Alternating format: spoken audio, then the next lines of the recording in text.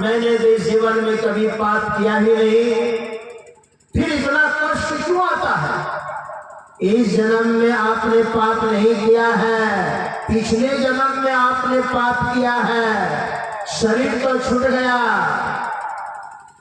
लेकिन 5 ज्ञानेंद्रियां, 5 कर्मेंद्रियां, 4 अंतःकरण की इंद्रियां, ये 14 इंद्रियों से युक्त यह जीव निकल गया। शरीर की अंत्येष्टि क्रिया परिजनों ने कर दी और ज्ञान कर्मेंद्रियों और अंतःकरण इंद्रियों को लेकर के जीव जो निकल गया, कर्मानुसार फिर जन्म लिया। वे सारे के सारे कर्म खड़े हैं, जन्म लीजिए ना, फिर वो सारा कर्म आएगा। अब क्या समझे हैं कि शरीर छूट गया तो कर्म भी खत्म हो गया?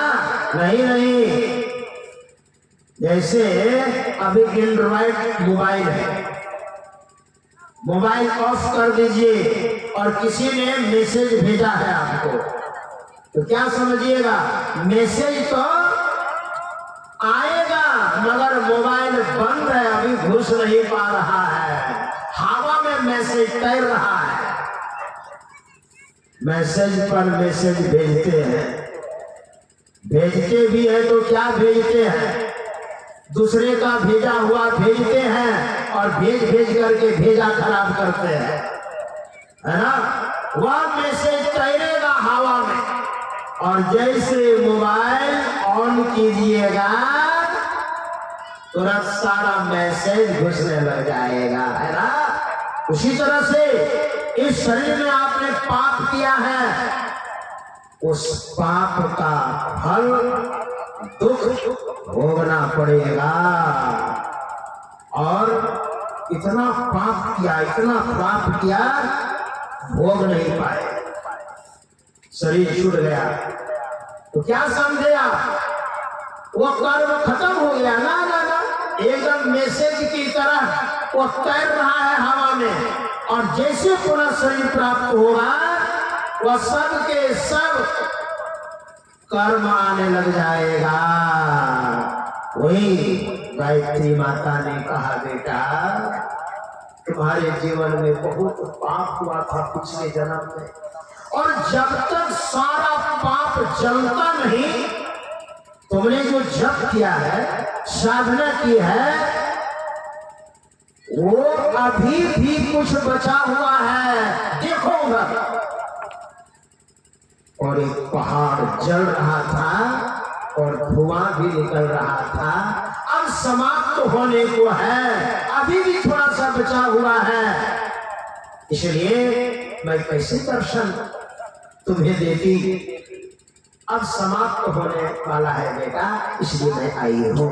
हमारे गुरु महाराज ने भी कहा है, पढ़िए महर्षि पदावली, सतगुरु सतगुरु नित ही पुकारत, छिजत पाप समूह रहे, सतगुरु रूप हिये में धारत, काम क्रोध मद लोभ दहे, अमीय रूप गही मन सुख पावत, सुरति शैल ब्रह्मांड लहे, सतगुरु चरण डोरी दृढ़ सब घट, पिंड ब्रह्मांड से पार करे, जो पकड़े भव पार उतर गए, मैं ही सतगुरु चरण धरे, सतगुरु सतगुरु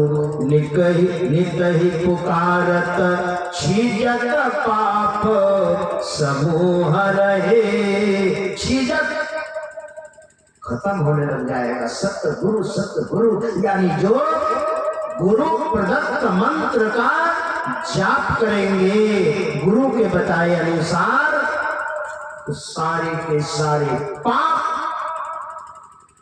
जल जाएंगे और आपका उत्थान हो जाएगा, है ना। इसलिए ज्ञान बिंदु उपनिषद के ऋषि कहते हैं कि आप ध्यान करें, मनमाने ढंग से नहीं, मनमाने ढंग से नहीं, गुरु के बताए अनुसार। ऐसे महापुरुष का पदार्पण आपके ग्राम में हुआ है। भजन वेद लेकर बाल बच्चों के बीच में रहकर साधना कीजिए, भोर को उठिए, उस समय कीजिए कम से कम 1 घंटा, स्नान के बाद और शाम में पैर हाथ धोकर, और दोनों समय स्तुति प्रार्थना कीजिए। स्तुति प्रार्थना में हमारे गुरु महाराज ने संत मत का सिद्धांत और सारा ज्ञान समावेश कर दिया है।